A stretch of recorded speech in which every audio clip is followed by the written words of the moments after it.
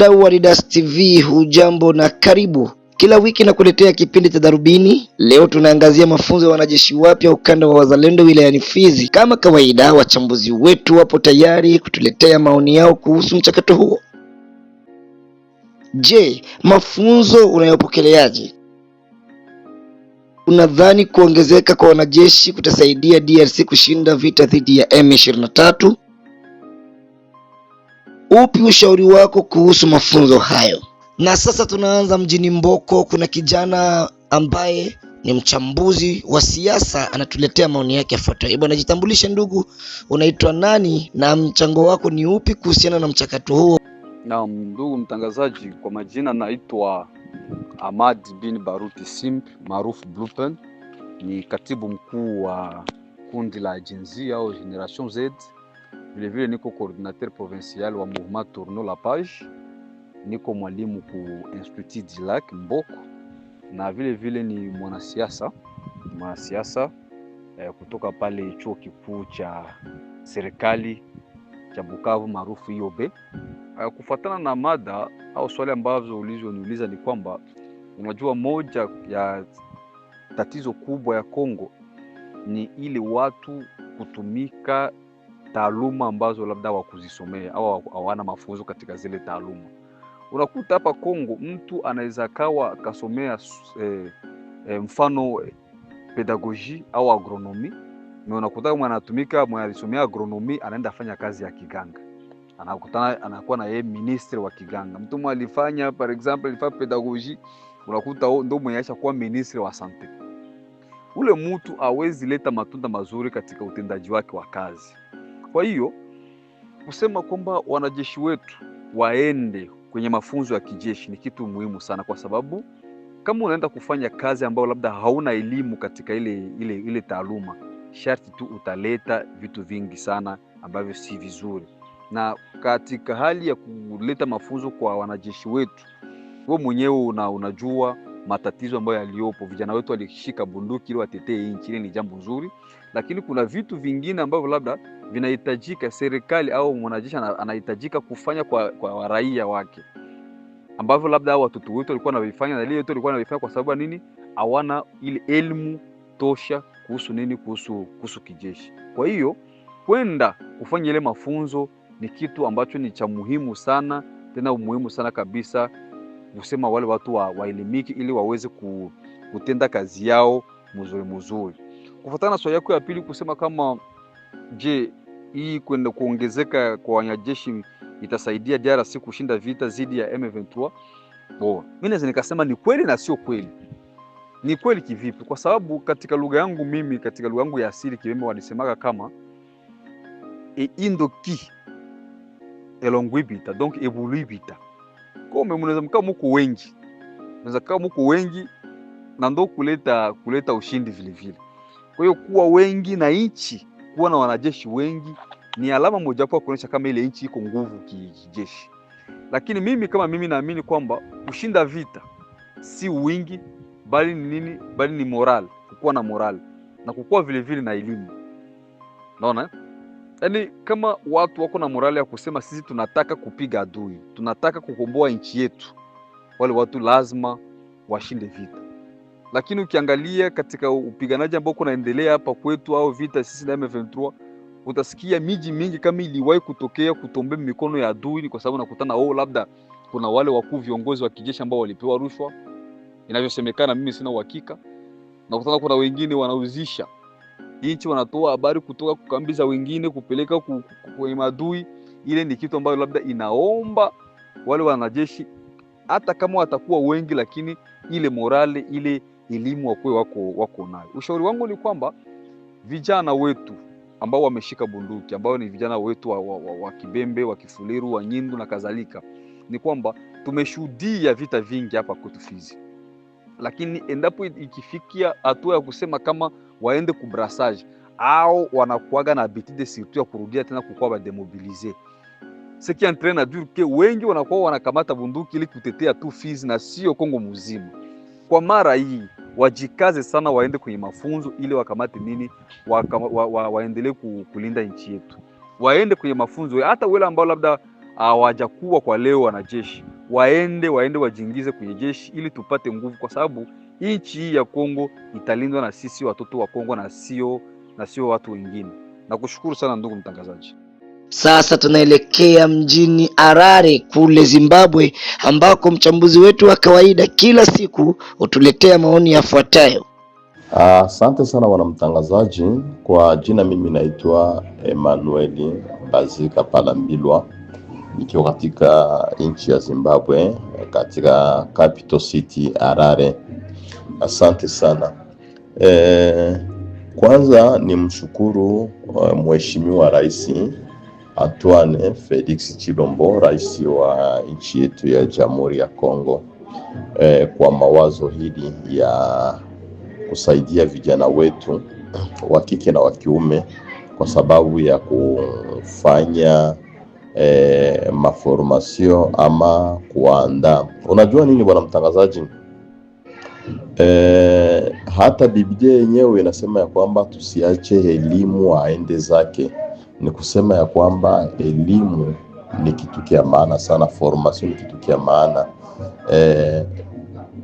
Wakati za zamani tulikuwa na Luberizi, nafasi ambayo ilikuwa nafasi ya formation ya maskari wetu, lakini pia rais wetu anapendelea pia ingia hata Fizi kwa sababu ya vijana wetu wazalendo na wengine. Ni mawazo mazuri sana kwa sababu vijana kwanza wanajitolea na kisha kujitolea, lakini ni vizuri pia wapate mafunzo ya kijeshi. Unajua mtu akikuwa na silaha kama apate mafunzo inaweza kuwa hatari kwanza kwake mwenyewe na pia kwa raia ambao anachunga, lakini ikikuwa anakuwa na silaha na anapata mafunzo kujua kwamba hiyo silaha atatumikishaje, atajichunga aje kwanza, kisha kwa askari utajichungaje, ni nini unastahili kujikomporte namna gani, na hiyo tamsaidia. Na pia unajua na kuna silaha pia zipya za kisasa nazo pia hapo katika formation wanafundishwa, na wakishafundishwa inawasaidia na kuimarisha pia jeshi letu. Unajua bwana mtangazaji, wakati inakuwa hivi kusema kwamba pia ni kupata maskari wapya katika Jamhuri yetu ya Kidemokrasia, na zaidi watoto wetu ambao wanatokea Sud Kivu na Nord Kivu watakuwa pia na wengi katika mafunzo yale, na zaidi vijana wetu wa wazalendo. Mimi ninamwankuraji sana bwana rais wetu Antoine Felix Tshisekedi, isipokuwa pendekezo langu lingine lilikuwa ni hivi, ikikuwa kweli tumekisha kamata Minembwe hapo kuna saidia kwamba kufanyike centre kubwa ya mafunzo kwa sababu ya maskari wetu, hili kuvunja pia ile ngome ya adui ambayo inakuwaka huko milimani Minembwe. Hapo pia kungekuwako formation ama centre kubwa ya kufundisha maaskari wetu, ingilikuwa kitu kizuri sana ili kuvunja ile ngome la maskari ambao wako huko juu. Sikia swali lako lingine unauliza hivi ya kwamba je, kuongezeka kwa maaskari ama kwa wanajeshi kutasaidia DRC kushinda vita? Kitu cha kwanza ni kusema ya kwamba jibu langu ni ndio, kwa sababu wingi wa maaskari nao pia inasaidia katika kushinda vita. Ni moja ambayo inaweza pia kusaidia kushinda vita, na zaidi kwa sababu wamepata formation, wanajua namna ya kupigana katika vita, kujua kwamba hii ni wakati hivi maadui wako hivi, tunaweza tukawaingililie hivi. Hiyo yani formation ni kitu kimoja, ama wingi wa maskari ni moja wa njia ambayo pia inaweza kusaidia kwamba tushinde katika vita. Bwana mtangazaji, nikwambia kwamba nchi ikikuwa na maskari wengi ni moja katika ushindi nao pia katika vita, na sio tu maskari wengi, na pia na wakikuwa bien formé. Sasa tumesema kwamba kisi wanaingia hapo kwanza kufundisha maskari au ndugu zetu wazalendo na wengine, ile nombre yote ya wale vijana wote ambao watapata mafunzo mengi, na ile nombre inakuwa mingi, watu wanakuwa wengi, ninaamini ya kwamba pia ni moja katika kushinda vita. Na pia wanamtangazaji, nakwambia M23 haina maskari wengi, na sio kwamba ni watu ambao wako nguvu, hapana. Sio watu ambao wako nguvu, nakwambia kwamba hata wenyewe wanafahamu ya kwamba nguvu tena hawana. Kitu unajua, Rwanda ilikuwa anapigana ama Ventura ilikuwa anapigana, lakini kazi yao ilikuwa ni ile kukoromple wale ma general officer, ndio ilikuwa kazi yao ni kukoromple, kisha wakoromple ili wakisha wakoromple ndio wanabana hiyo fasi. Kwani utaniambia fasi gani ambao M23 imekisha kupigana na karakteria mwingine? Hakuna, isipokuwa ni maskari wetu wa FARDC walikuwa wanajiretire kisha wale wakubwa kukula rushwa. Ushauri wangu wana mtangazaji ni kusema ya kwamba mafunzo yale yaendelee, na vijana ambao hawajajiandikisha kwenda kufanya mafunzo nao waingie, lakini isipokuwa sio kusema kwamba wote waingie kwenye mafunzo moja kwa moja, hapana. Kikundi fulani inaingia ikimaliza ingine kikundi inaingia, kikundi fulani ikimaliza ingine kikundi inaingia, inaweza kuwa vizuri. Na pia kama vile nimesema katika audio mbele hapo kusema kwamba hii ingelikuwa vizuri ikikuwa kule tumebana Minembwe, pia kufunguliwa kupia ingine centre ya formation ambayo itakuwa kubwa huko Minembwe, kwa sababu ya kuendelesha vijana wetu wa kizalendo na wengine maskari kufanya pia formation, kuna kuvunja nguvu ya adui huko milimani mirefu. Ni hiyo ndio shauri wangu bwana mtangazaji, na ningependekeza kwamba gouvernement kweli wakadiria wa vijana vizuri sana huko kwenye formation, kwa sababu nguvu yetu ya kesho ni iko katika vijana wetu, na kwa sababu vijana wetu wazalendo wamejitolea wenyewe kubali kuingia katika maformation na kutumikia nchi, kukufa kwa sababu ya udongo. Wakiwapatia formation ama elimu itakuwa kitu kizuri sana, itakuwa kitu kizuri sana, na ninaamini kwamba mtatoka maskari wazuri sana, kwa sababu wenyewe kwanza wamekamata silaha. Wengine walikuwa hawajakuwa na formation ambayo ilikuwa kabisa formation, lakini hivi sasa kwa sababu wamekamata silaha, wako na ile patriotisme, wako na ile kujipeleka wenyewe, kujitoa, na kisha kupata tena mafunzo, ninaamini kwamba kazi itakuwa vizuri sana. Asante sana. Bila shaka tunaelekea Marekani. Mjambo ndugu mtangazaji wa Radio Didas TV, nashukuru sana kwa kunitafuta. Kwa majina naitwa Lola Chamlongecha, mimi ni kijana wa Mboko. Nashukuru sana umenitafuta tuongelee mada ya kuhusu mafunzo ya wanajeshi wetu wa kizalendo hapo Kikonde Fizi, kama tumeipokeaje. Kwangu binafsi mimi nimepokea na furaha sana, tena sana. Ni kitu cha muhimu sana, kwa sababu tulikuwa tunapigana kienyeji. Nimeamka tu na jiandikisha na kuwa mzalendo, wanipa silaha na piga, fanya hivi, basi fungula hivi, kwa uzoefu tunaanza kufungula bunduki. Lakini hatukufunzwa na mtu. Kama Mungu alitupatia hiyo nguvu, hiyo akili ya kufanya hivyo, alafu sasa kuna kuja masomo ili tujifunze masomo, kwa sababu vitu vingi, faida ya vitu vingi. Kwa nini? Vita ya leo sio vita tu ya risasi ya nania aka, sio ya pika tu ama ya magi, hapana. Inakuwa tuanze dimension, yani ndege, drone, sijui ma computer, sijui nini, inatakiwa wajifunze hivi vitu. Yani mimi na furaha sana kuona hivyo, na vijana wetu ambao wako na ujuzi kidogo ya masomo, ambao walisoma kidogo, wajiandikishe, waende wajifunze, wafundishwe, kwa sababu kesho kutwa. Nilisema tena audio ya emission ya nyuma hapa, nilisema kwamba hiyo Sud Kivu ni lazima ilindwe na watoto wa Sud Kivu. Wazalendo ndio watalinda mipaka ya nchi, hapo ndio tuona amani este mzima. Nilisema hivyo, natokea tulilia sana watoto wetu wapate pesa. Nilisema sana, tumepigia watu wa Kinshasa sana, tumeongea na minister nini, kila siku hatuna amani. Watoto wapate sabuni. Leo Mungu anawasaidia, msikia video yetu, wanaanza kupata sabuni.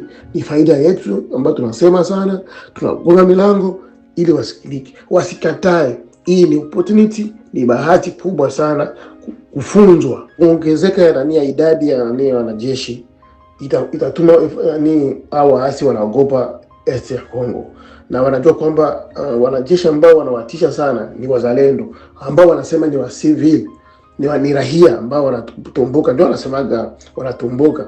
Sasa imagine wakati wanakuwa kwenye kwenye mafunzo, kama mtu alikuwa anakupiga ana mafunzo, sasa apate mafunzo experience, ndio wanasema wana Kifaransa.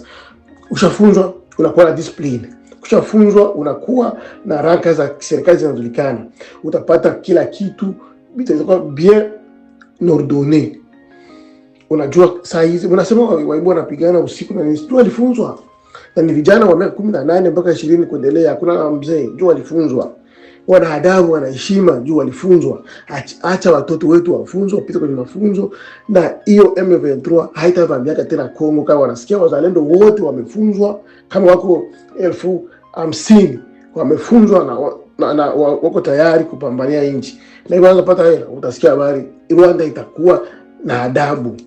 Nchi zote za maziwa makuu itaheshimia Kongo na dunia itaheshimia Kongo. Tu wanajua vijana hawakuwa na kitu, walikuwa hawajaelimika na wameelimika, wanakuwa na discipline, ndio kijeshi.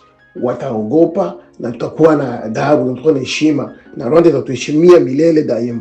Ushauri wangu kwa hiyo kwa mafunzo na si watoto wangu, kaka zangu, wadada zangu, vijana wenzangu, mashangazi, achieni watoto waende kufanya formation militaire. Ni neema hiyo. Kama muasi tu M23 anachukua watoto kwenye shule na wapeleka kwa kinguvu kule, anajua kwamba wale watoto wakijua watawasaidia kesho shukutwa. Ndio nia M23.